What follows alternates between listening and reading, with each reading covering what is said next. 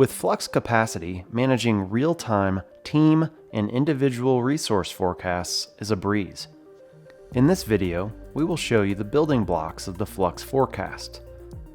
Those building blocks are task-array tasks and sales opportunities in the pipeline. We'll then show how everything comes together in the Flux forecast dashboard. To begin, let's dive into a task-array task to see how Flux Capacity prepares forecast data. We'll look at the Sunnyside Resort onboarding project and Ryan Hunt's solution design task, which we see is taking place between November 26th and ending on December 2nd, with an estimated 12 hours. I'll drill through to the Salesforce detail page for this task, where we see a related list for Flux schedules. A Flux schedule is a daily increment of time for a task. Flux Capacity distributes a task's estimated hours evenly across a set of Flux schedules. Here we see the solution design task takes place across 7 calendar days. Each of those days is represented with a Flux schedule. When deciding how to distribute the 12 hours on this task, Flux Capacity pays close attention to Ryan's business day schedule and time away. If we quickly hop over to Ryan's Flux resource, we see that he has November 28th and 29th off for the Thanksgiving holiday, and that he does not work on Saturdays or Sundays. This explains why there are 0 forecast hours on Flux schedules for those 2 Thanksgiving days, plus Saturday and Sunday. The 12 hours is evenly distributed across the 3 days that Ryan is expected to be working, each getting 4 forecast hours, which will contribute to reporting.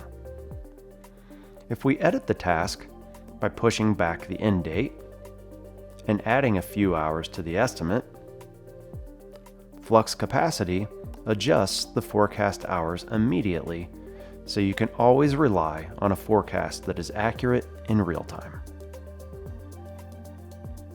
Now that we understand how Flux schedules are established alongside task-array tasks, let's move on to the second building block of the Flux forecast: sales opportunities with forecast projects. The Eagle Mountain Resort opportunity shown here has a close date of November 27th and is in a best case to close. In order to extract useful information from this opportunity for resource forecasting purposes, Flux Capacity establishes the Flux Forecast Type field. This field can be set manually by a sales rep or in an automated fashion with your own custom logic using tools like Process Builder. You can decide at what point in your sales process this field gets set. Once this field is set, and here we'll set it to Standard Onboarding, Flux Capacity calls TaskArray's native project template clone function and establishes a unique forecast project for this opportunity. You can fully customize your list of Flux forecast type values and how they map to your template library in TaskArray. Here we have the values for standard and advanced onboarding, each corresponding to a TaskArray template behind the scenes. Let's talk a little more about the forecast project concept. Forecast projects are not meant to be actively worked, rather, they represent the onboarding project that will eventually be worked if the opportunity closes. Simply put, forecast projects are created to drive forecast reporting. If we view this forecast project in TaskArray, we see the tasks and how they are assigned to queues with estimated hours. Clicking into a task, we see the same kind of Flux schedules as we saw on the Sunnyside Resort active onboarding project we looked at earlier. These Flux schedules on a forecast project also drive Flux forecast reporting. Back to the opportunity, we know that a sales pipeline is a living, breathing thing. It is constantly changing with close date updates and judgment calls of forecast categories. Flux Capacity keeps up with those changes in real time. Here we see that by moving the close date forward to November 21st and upgrading the forecast category to commit, that the forecast project immediately mirrors those changes. The project start is updated to match the opportunity close date, and all of the TaskRay tasks and their associated Flux schedules trickle down.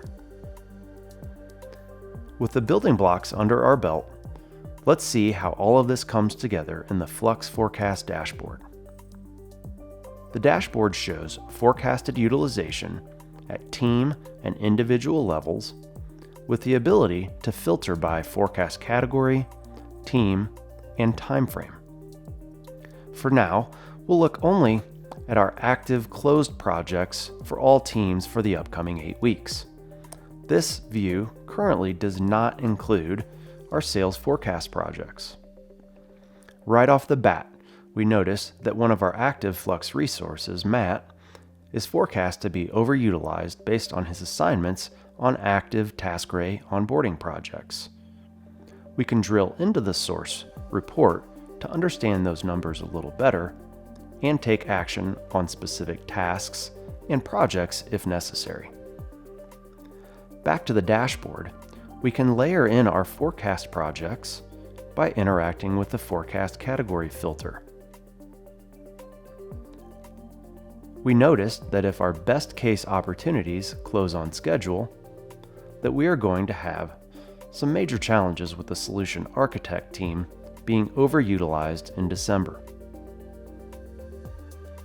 We can continue to tweak filters to visualize other forecast scenarios, such as looking at commit deals